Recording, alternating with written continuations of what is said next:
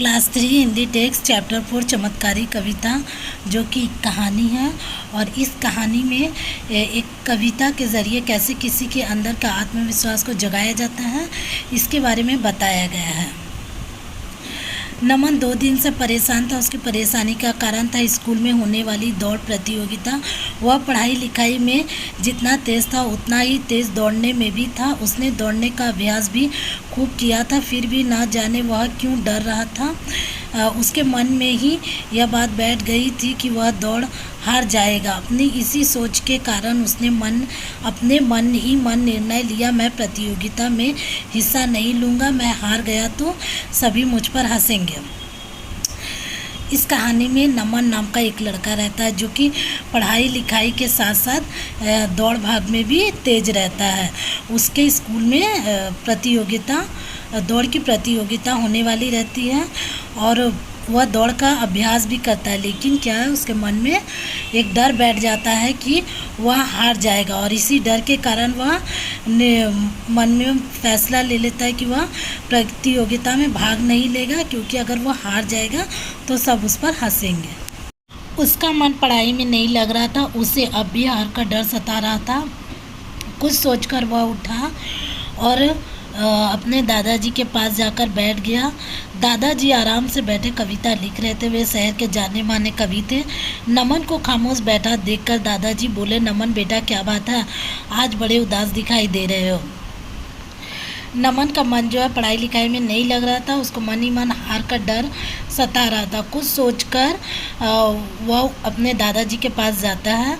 उसके दादाजी शहर के जाने माने कवि रहते हैं, वे कविताएं लिखते हैं। नमन को खामोश देखकर उसके दादाजी उससे पूछते हैं, क्या बात है, आज बहुत खामोश हो और बड़े उदास दिखाई दे रहे हैं। दादाजी, कल हमारे स्कूल में दौड़ प्रतियोगिता है जिसमें मैंने भी नाम दिया है, पर पता नहीं क्यों मुझे बार बार डर लग रहा है कि मैं हार जाऊंगा, बस इतनी सी बात। अच्छा यह बताओ कि तुमने दौड़ का अभ्यास किया है? हाँ, मैंने काफ़ी अभ्यास किया दादाजी, मैं बहुत तेज़ भी दौड़ सकता हूँ, नमन ने बताया। दादाजी के पूछने पर कि नमन क्या समस्या है, तो नमन दादाजी को अपनी समस्या के बारे में बताता है कि कल मेरे स्कूल में दौड़ का प्रतियोगिता है जिसमें हम भी नाम लिए हैं, लेकिन बार बार हमको हार का डर जो है सता रहा है। तो उसके दादाजी बोलते हैं, बस इतनी सी बात, अच्छा बताओ कि तुमने दौड़ का अभ्यास किया है? और नमन उत्तर देता, हाँ हम दौड़ का बहुत अभ्यास कर चुके हैं और हम बहुत तेज़ दौड़ते भी हैं। तुम्हें एक कविता लिखकर देता हूँ, यह एक चमत्कारी कविता, इसे तुम याद कर लो और प्रतियोगिता में दौड़ने से ठीक पहले इसे एक बार मन ही मन दोहरा लेना। फिर देखना इसके चमत्कार से तुम दौड़ में प्रथम स्थान पर आओगे। यह कविता किसी को भी मत बताना। दादाजी नमन की परेशानी को सुनकर नमन से कहते हैं कि मैं तुमको एक कविता लिखकर देता हूँ, यह एक चमत्कारी कविता है, इसको याद कर लेना और दौड़ का जब प्रतियोगिता होता है तो दौड़ने से पहले एक बार उसको दोहरा लेना। उसके बाद क्या है, तुम अब दौड़ प्रतियोगिता में प्रथम स्थान पर आओगे, लेकिन इसको किसी और को मत बताना। कहकर दादाजी ने एक कागज़ पर नमन के लिए एक छोटी सी कविता लिख दी और बोले, नमन इसे पढ़कर सुनाओ। नमन धीरे धीरे कविता पढ़ने लगा। दिल में विश्वास हो, मन ना निराश हो, लक्ष्य अपना पाओगे, तुम सफल हो जाओगे। शाबाश नमन, अब जाओ और इसे याद करो, कल तुम ही प्रथम आओगे, देखना, दादाजी बोले। दादाजी नमन से बात कहकर क्या है, कागज़ पर एक छोटी सी कविता लिखते हैं और नमन को बोलते हैं कि इसे पढ़कर सुनाओ। नमन जैसी पढ़ के सुना देता है तो फिर उसके दादाजी बोलते हैं, इसको याद कर लेना और उसके बाद देखना कल तुम ही दौड़ प्रतियोगिता में प्रथम स्थान पर आओगे।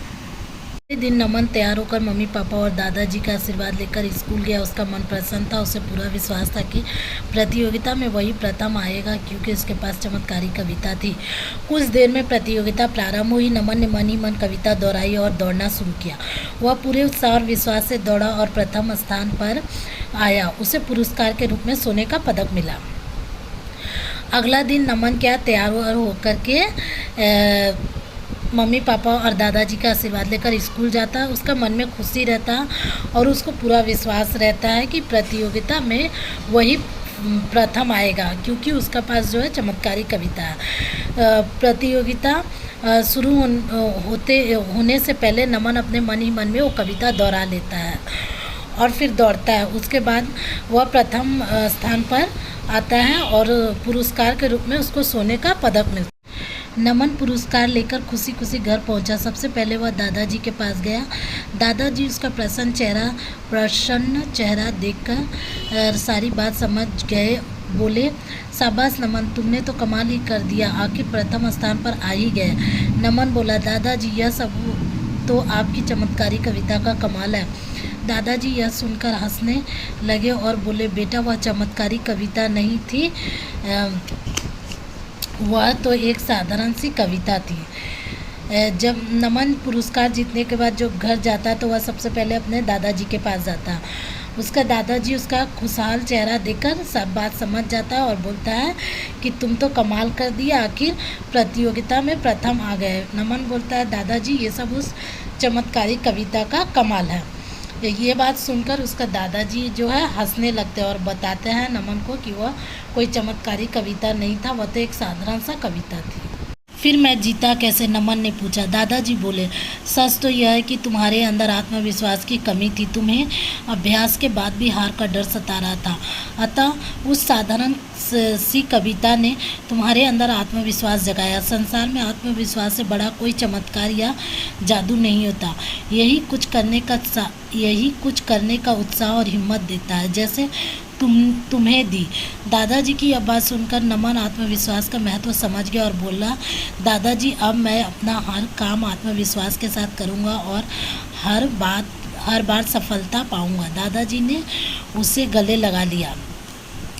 नमन पूछता है अपना दादाजी से, तब हम जीते कैसे? तो दादाजी उत्तर देता है कि तुम्हारे अंदर आत्मविश्वास का कमी था, तुम्हें अभ्यास के बाद भी तुम्हारे अंदर हार का डर जो है सता रहा था।